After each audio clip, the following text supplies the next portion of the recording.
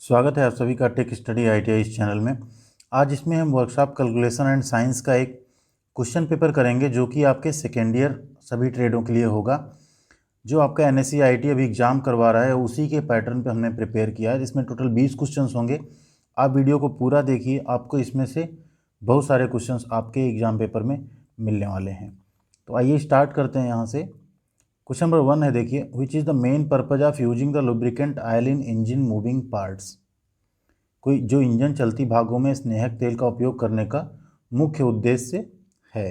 To increase the efficiency, to reduce friction, to improve carrying capacity या to improve the durability. तो जो lubrication हम use करते हैं उसका मेन पर्पज क्या होता है? To reduce friction. तो यहाँ पे राइट आंसर आपका हो जाएगा option B, to reduce friction, यानी घर्षण को कम करने के लिए। क्वेश्चन नंबर 2 है, देखिए, which depends on the frictional force. घर्षण बल पर कौन सा मतलब घर्षण बल क्या है, किस पर निर्भर करता है? ए है आपका टाइप ऑफ मेटल यानी धातुओं के प्रकार पर।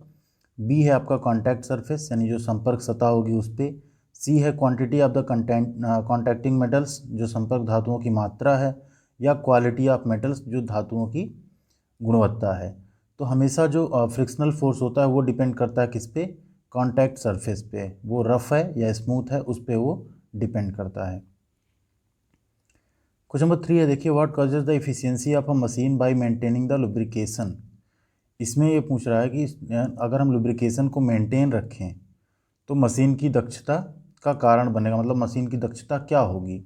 इंक्रीज होगी यानी बढ़ जाएगी, डिक्रीज होगी, रिमेन सेम यानी एक ही रहेगी, कोई नहीं बदलाव होगा, या डज नॉट अफेक्ट यानी प्रभाव नहीं पड़ेगा कोई। तो इसमें जो राइट आंसर है, अगर आप प्रॉपर लुब्रिकेशन मेंटेन करते हैं तो किसी मशीन की इफिशियंसी क्या होती है? बढ़ जाती है। तो ऑप्शन ए यहाँ पे आपका राइट आंसर होगा, इंक्रीजेज। क्वेश्चन नंबर 4 है, देखिए, what is weight of an object could be moved by a force of 30 kg if coefficient of friction is 0.0125। यानी यदि घर्षण गुणांक कितना है? 0.0125 है, तो किसी वस्तु का भार 30 किलोग्राम के बल द्वारा स्थानांतरित किया जा सकता है। तो इसका एक सिंपल सा फार्मूला होता है आपका। यहाँ पे आपको देखिए म्यू दिया हुआ है, कितना है? 0.0125, एंड आपका एफ दिया हुआ है वो कितना है? 30 kg। आपको भार डब्लू निकालना है। तो फार्मूला क्या होता है आपका? Mu is equal to F upon W. तो यहाँ से अगर हम डब्लू निकालेंगे तो क्या हो जाएगा? W is equal to F upon mu. F की वैल्यू कितनी है? 30, और म्यू की आपकी वैल्यू कितनी है? 0.0125। इसको आप जब सिंप्लीफाई करेंगे तो आप यहाँ पे देखेंगे आपको मिलेगा, यहाँ पे 125 हो गया, और ऊपर आप देख रहे हैं हमने यहाँ पे डेसिमल हटा के 0 बढ़ा लिया, तो आपको मिलेगा यहाँ पे 2400। 30,000 है, अगर आप 125 से डिवाइड करेंगे तो आपको कितना मिलेगा? 2400। तो यहाँ पे राइट आंसर कितना हो गया आपका? Option D, 2400 kg। Question number 5 है, what is the centre of gravity of a rectangular body. एक रेक्टेंगुलर बॉडी है, इसका CG सेंटर ऑफ ग्रेविटी क्या होता है? तो कहाँ होता है हमेशा? इनका जो डायगोनल होता है यानी विकर्ण होता है उसके इंटरसेक्शन पे, ये आपका इसका क्या हो जाता है? CG। तो यहाँ पे राइट आंसर क्या हो जाएगा आपका? Option C, at the point of intersection of its diagonals. इसके जो विकर्ण है उसके चौराहे यानी जहाँ वो एक दूसरे को इंटरसेक्ट कर रहे हैं, काट रहे हैं। क्वेश्चन नंबर 6 है, देखिए, what is the name called biggest chord of the circle. एक सर्किल है, इसका बिगेस्ट कार्ड क्या होगा? एक तो ये हो गया कार्ड, किसको बोलते हैं? जो इसके दो किनारों के मिला रही। तो बिगेस्ट कार्ड क्या होता है आपका? जो डायमीटर होता है सर्किल का वही इसका क्या हो जाता है? बिगेस्ट कार्ड, यानी सबसे बड़ा चाप या जीवा हो जाती है। तो यहाँ पे क्या हो जाएगा ऑप्शन आपका? Option B, diameter. Question number 7, देखिए, what is the diameter of a circle if the area of the circle is 78.5 centimetre square. यदि एक वृत्त का क्षेत्रफल कितना है? 78.5 सेंटीमीटर स्क्वायर है, तो वृत्त का व्यास। ये क्वेश्चन जरूर आ सकता है आप में। तो यहाँ पे वृत्त का आपको एरिया दिया हुआ है, तो एरिया का फार्मूला हम तो यहाँ पे देख लेते हैं। Pi r square is equal to क्या होता है? Pi r square is equal to होता है वृत्त का क्षेत्रफल जो आपको दिया 78.5। तो आर स्क्वायर कितना हो जाएगा? 78.5 अपान 3.14। ठीक, ये हो जाएगा। तो इसको अगर आप सिंप्लीफाई करेंगे 3.14 से, आप इसमें अगर टेबल आप पढ़ के देखेंगे तो आपका कितना होगा 25 टाइम्स जाएगी टेबल, ठीक है। तो आर स्क्वायर कितना हो गया 25, तो आर बराबर क्या हो जाएगा 5, 25 का वर्गमूल आप निकालेंगे 5 आएगा। तो अगर त्रिज्या 5 आ गई तो व्यास कितना हो जाएगा, यहाँ पे देखिए व्यास पूछा है, तो कभी भी आपको 5 पे नहीं टिक करना, त्रिज्या का डबल क्या हो जाएगा व्यास, यानी कि 10 आपका यहाँ पे राइट आंसर होगा। जो डायमीटर होगा वो कितना होगा 10 सेंटीमीटर।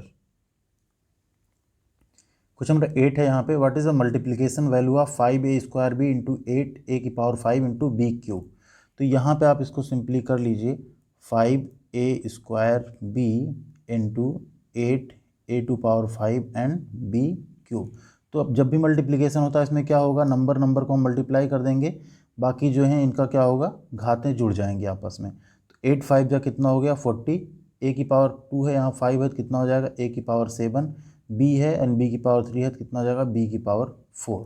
ये आपका राइट आंसर होगा option A 40 a⁵7 into b⁴। Question number 9 है, देखिए what is the value of any number raise to the power of 0। ध्यान दीजिए any number raise to the power of 0, तो इसका हमेशा वैल्यू कितना होता है ऐसे केस में, 0 घात में उठाए गए किसी भी संख्या का मूल्य क्या होगा वो हमेशा 1 के बराबर होता है। क्वेश्चन नंबर 10 है, देखिए which is expanded form of a³ minus b³। तो आपको a³ माइनस b³ का यहाँ पे जो मान है वो निकालना है। तो यहाँ पे हम सभी लोग जानते हैं जो a माइनस बी का होल क्यूब का फार्मूला होता है वो होता है a³ माइनस 3ab ब्रैकेट में a minus B minus b³। तो यहाँ से a³ माइनस b³ को इधर छोड़ देते हैं, इस वाले पोर्शन को यहाँ ले आते हैं, तो ये क्या हो जाएगा आपका a³ minus b³ equal to हो जाएगा a माइनस बी का क्यूब प्लस जो इधर आप ले आए इसको, ये कितना हो जाएगा 3ab एंड ब्रैकेट में a माइनस बी। तो अभी a माइनस बी यहाँ पे क्या हो जाएगा, आप कॉमन ले लीजिए बाहर, a माइनस बी आपका क्या हो गया कॉमन हो गया। अभी यहाँ ब्रैकेट में क्या बचेगा a माइनस बी का होल स्क्वायर, ये यहाँ पे एक घात हमने कॉमन ली, a माइनस बी का होल स्क्वायर अगर आप कर देंगे तो क्या होगा a square plus B square minus 2ab, और यहाँ पे पहले से क्या बचा हुआ है प्लस 3ab। तो 3ab और 2ab में से जब घटेगा तो कितना बचेगा ab, तो ब्रैकेट में क्या बचा आपका देखिए a square plus B square plus ab, और a माइनस बी आपका है ब्रैकेट के बाहर। तो यहाँ पे ऑप्शन बी आपका राइट आंसर हो जाता है a minus B into a square plus B square plus ab, यही आपका इसका मान है। क्वेश्चन नंबर 11 की बात करें, विच इज़ थर्मोप्लास्टिक मटेरियल। इनमें से कौन सा थर्मोप्लास्टिक मटेरियल है। तो प्लास्टिक दो तरह का जनरली होता है, थर्मोप्लास्टिक और थर्मोसेटिंग प्लास्टिक। तो जो इसमें थर्मोप्लास्टिक है वो कौन सा है विनाइल पॉलीमर। ऑप्शन डी आपका यहाँ पे राइट आंसर है विनाइल पॉलीमर। ये सारे जो हैं ब्यूटाइल रबर नायलॉन नियोप्रीन ये जो है थर्मोप्लास्टिक नहीं है। क्वेश्चन नंबर 12 है, which force acts on crank soft. जो क्रैंक साफ्ट होती है आपका उस पर आपका किस तरह का फोर्स एक्ट करता है। तो क्रैंक साफ्ट पे हमेशा कौन सा फोर्स एक्ट करता है, शियर स्ट्रेस नहीं, टॉर्सनल स्ट्रेस, टेंसाइल स्ट्रेस या कंप्रेसिव स्ट्रेस। तो हमेशा जो आपका क्रैंक साफ्ट होता है उस पर हमेशा टॉर्सनल स्ट्रेस जो है वो काम करता है, वर्क करता है। क्वेश्चन नंबर 13 है, देखिए what is the colour of a metal piece when heated to 250 degree Celsius while doing the tempering process. Tempering प्रक्रिया करते समय एक धातु के टुकड़े को 250 डिग्री पर गर्म किया जाता है तो उस धातु के टुकड़े का रंग क्या होगा। तो ऐसे केस में क्या होगा रंग, ब्लू, ब्राउन यानी भूरा, पर्पल या बैगनी यानी पेल या पीला। तो यहाँ पे जो धातु के टुकड़े का रंग होगा वो होगा ब्राउन यानी कि भूरा। क्वेश्चन नंबर 14 है, what is the process of heat treatment. ऊष्मा उपचार की प्रक्रिया क्या है। तो यहाँ पे देखिए the process of heating and cooling to change the structure and properties, the process of heating to change the dimensions, the process of cooling to measure the dimension, या the process of heating and bending as पर requirement. तो ऊष्मा उपचार की जो प्रक्रिया है उसमें हम क्या होता है, जो हमारा स्ट्रक्चर एंड प्रॉपर्टी होता है हीटिंग और कूलिंग के थ्रू हम क्या करते हैं उसको बदलने का काम करते हैं, यानी जो संरचना होगी जो गुण होगा वो दोनों क्या होगा हीटिंग और कूलिंग प्रक्रिया से हम बदलेंगे। इसी को हम क्या बोलते हैं हीट ट्रीटमेंट। क्वेश्चन नंबर 15 है, देखिए what is expanded form of SP. SP को हम क्या बोलते हैं, तो एसपी हमारा होता है सेलिंग प्राइस। यहाँ पे देखिए कई ऑप्शन है, selected price, special price, selling price या सुपर प्राइस। तो एसपी होता है आपका सेलिंग प्राइस, और इसी यहाँ अगर सीपी हम लिखते हैं तो क्या होता है वो कॉस्ट प्राइस होता है, जो प्रॉफिट एंड लॉस अगर हम पढ़ते हैं तो उसमें एसपी सीपी इन सबका इंपॉर्टेंस रहता है। तो यहाँ पे आपका right answer option C, selling price. Question number 16 है, what is denoted as I. I किसको निरूपित करता है, प्रिंसिपल को, इंटरेस्ट को, रेट को या ईयर को। तो ये साधारण ब्याज का जो आपका फार्मूला होता है, मूलधन इज इक्वल टू ब्याज इक्वल टू मूलधन गुणे दर गुणे समय बटे 100। तो ब्याज जो इंटरेस्ट होता है इसी को हम किस में डिनोट करते हैं, आई से। तो यहाँ पे क्या हो जाएगा आपका राइट आंसर बी, इंटरेस्ट यानी ब्याज। क्वेश्चन नंबर 17 है, what is the interest earned if the principal is 12,000 becomes to an amount of 15,600। साधारण ब्याज क्या होगा यदि 12,000 की धनराशि 15,600 बन जाती है। तो यहाँ पे मिश्र धन कितना हो गया आपका 15,600, मूलधन कितना था 12,000। तो जो आपको इसमें बढ़ोतरी हुई, जो बढ़ा, वही आपका क्या हो जाएगा, ब्याज हो जाएगा।